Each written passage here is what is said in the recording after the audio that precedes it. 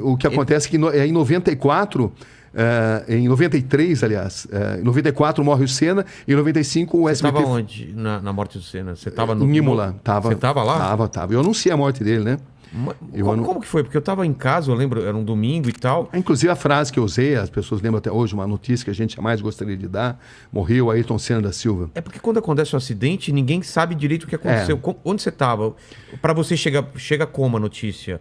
Olha, alguém está em campo? Aquele fim de semana, foi um fim de semana... Isso, eu vou tentar resumir aqui, isso é um dos capítulos do livro, né? Mas enfim, foi o fim de semana mais diferente, mais nefasto de toda a história da Fórmula 1, porque na sexta-feira você teve o acidente do Roland Ratzenberger. Exatamente. Aliás, desculpe, na sexta-feira você teve o acidente do Rubens Barrichello. Ah, esse eu não sabia. Na sexta-feira você teve o acidente do Rubens Barrichello, um acidente extremamente grave. O Rubinho quase morreu, o Senna foi um dos primeiros a chegar no local do acidente, socorreu, ajudou a socorrer, foi no hospital visitar o Rubinho. No sábado morreu Roland Ratzenberger. Exatamente. Entendeu? E o próprio Senna me contou que ele não tinha morrido na pista.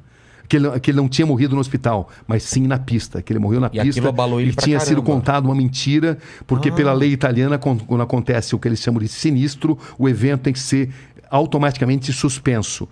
Então a corrida que vitimou Ayrton Senna não poderia ter sido realizada, porque o evento deveria ter sido suspenso. Se seguisse a lei... O Senna me contou isso. Se seguisse a lei, ele não teria morrido. O Senna me contou, olha, Sabrina, eu vou te contar, você não pode falar, eu respeitei isso. O Ratzenberger morreu na pista, não morreu no hospital, mas está sendo divulgado que morreu no hospital para possibilitar a realização do evento. O Senna não queria correr, estava muito abalado, porque ele se sentia sob pressão, pela falta de segurança dos carros da Fórmula 1 naquela época, pelo fato de ele ter lutado muito para ir para o Williams, e quando ele chega na Williams ele encontra um carro totalmente desequilibrado, e era difícil explicar para o público que o carro que no ano anterior tinha suspensão ativa e que nadava de braçada em relação aos concorrentes, era um carro pior que o do Schumacher, cuja Benetton estava burlando o regulamento. Estava burlando? Estava burlando, usava artifícios tecnológicos não permitidos pelo regulamento. E era difícil para ele poder explicar tudo isso. Então ele estava profundamente assim, abalado, foi obrigado a fazer mudanças no carro, improvisadas, porque ele não se sentia bem no cockpit, ele não estava confortável, por uma reunião de fatores. E o fato é que o Senna quase desistiu de correr naquele fim de semana por todos esses elementos, né? Então, ele chega a falar com outros pilotos, faz alguma reunião? Ele chega a falar, eles chegam a se reunir, mas aí, por uma questão contratual, decidem correr. Decide que tinham que correr. Então você tem aquela célebre imagem dele que está totalmente contrariado. E contrariado também porque ele tinha um carro inferior ao do rival. No braço ele conseguia as pole positions. Ele não tinha marcado um único ponto. Era a terceira corrida da temporada. Nas duas anteriores ele não tinha feito um único ponto. Que tinha sido no Brasil, em Aida, no Japão. Ele tinha sido pole position, mas tinha quebrado. Entendeu? Tinha tido um acidente e tinha parado, né? Não tinha marcado o ponto. E ele estava se sentindo sob pressão.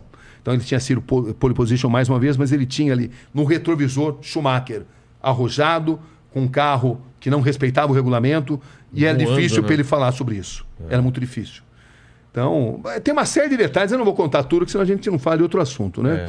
Mas são muitos fatos, né? A célebre reunião sobre pneus que estavam fora do regulamento também, e que a Goodyear reúne o Frank Williams e o Senna. Eu conto também o que aconteceu. O fato é que a cabeça do Senna estava muito abalada, porque uma gambiarra tinha sido feita no carro, porque o carro era inferior e porque essa sucessão de acidentes tinham mexido com o emocional dele, né? O acidente gravíssimo do Rubinho, que por um triz não morreu na sexta, o acidente fatal do Roland Ratzenberger, enfim, era um piloto muito diferente daquele que a gente estava acostumado a ver e sob imensa pressão de vencer. Total. Porque patrocinadores pressionavam, a torcida pressionava, o mundo pressionava, porque ele era o melhor piloto. E ele não sabia como explicar, como falar para a opinião pública a situação que ele estava vivendo. Como é que ele vai explicar com um carro que no ano passado não dava nem graça, né? O Mansell ganhava e quase que podia parar o carro para tomar um cafezinho, né? Entendeu? Com a suspensão ativa. Pareciam duas fórmulas diferentes, né? A fórmula da Williams, com a suspensão ativa, que depois tinha sido proibida, né? Foi proibida. Quando foi proibido, o regulamento mudou. Mas aí a Benetton arrumou um jeito de burlar o regulamento. E ela estava burlando o regulamento, usando várias armas não permitidas pelo regulamento. Mas era difícil para denunciar isso daí, porque existe ali todo assim, um corporativismo dentro da Fórmula 1. Claro. E esse corporativismo fazia com que o Senna hesitasse em denunciar, mas ele, nas entrevistas que ele me dava, ele mostrava todo o seu descontentamento. Eu lembro de uma entrevista célebre que eu fiz com ele em Aida, na corrida anterior, onde ele mostrava todo o contentamento. O carro está ruim, desequilibrado, instável, nervoso. Ele usou essa expressão. Foi a primeira vez que ele falou isso daí, numa corrida ali, lá no Japão, que foi a corrida anterior. Então, era todo esse contexto que existia ali, né? E quando acontece o acidente, parece que não tem imagens do acidente mesmo. Então, esse é um outro... Eu fui o primeiro cara a praticamente desvendar essa imagem, que a Foca dizia que não tinha essas imagens, mas aí eu consegui uma série de depoimentos de pessoas que diziam que tinham visto. Eu peguei o Bernie Ecclestone, que era o presidente da Foca, o todo-poderoso da Foca, e eu o confrontei com esses depoimentos. Olha, existe essa imagem. Falei, tá certo, é verdade. Eu vou te mandar. Ele mandou essa imagem. Só que a imagem, 1 segundo antes do choque no muro, ela desaparece.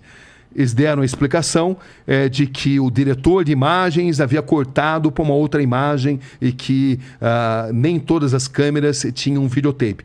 Muita gente não acredita nisso, o establishment estranho, né? Não acredita, da mesma forma que muitos pilotos afirmam textualmente que o Senna morreu na pista. O Nicola Larini, por exemplo, agora quando fez 20 anos da morte, me deu uma entrevista histórica, muito importante também, onde ele afirma textualmente que por tudo que ele sabe, o Senna morreu na pista e que isso não pôde ter sido divulgado exatamente por as razões que eu mencionei aí, né? E que a corrida teria que ter sido paralisada e também havia um protecionismo ali para o Williams. A Williams não teve culpa da morte do Senna. O Senna sabia dos riscos que ele corria, mas digamos que haveria um risco maior se esses fatos aparecessem, né? Então, o establishment da Fórmula 1 se protege, um protege a do outro para evitar que determinados fatos apareçam. E eu, nessa fase, eu trabalhei muito nas investigações. Essa imagem eu fui o primeiro a mostrar, como fui o primeiro a mostrar a imagem do capacete do Senna, que ninguém mostrava também. Enfim, essa... Um parafuso... O braço da suspensão. O braço da suspensão, né? O braço da suspensão que se rompeu, exatamente porque o carro estava instável, o braço da suspensão se rompe e ele vai direto contra o muro da Tamburello, né?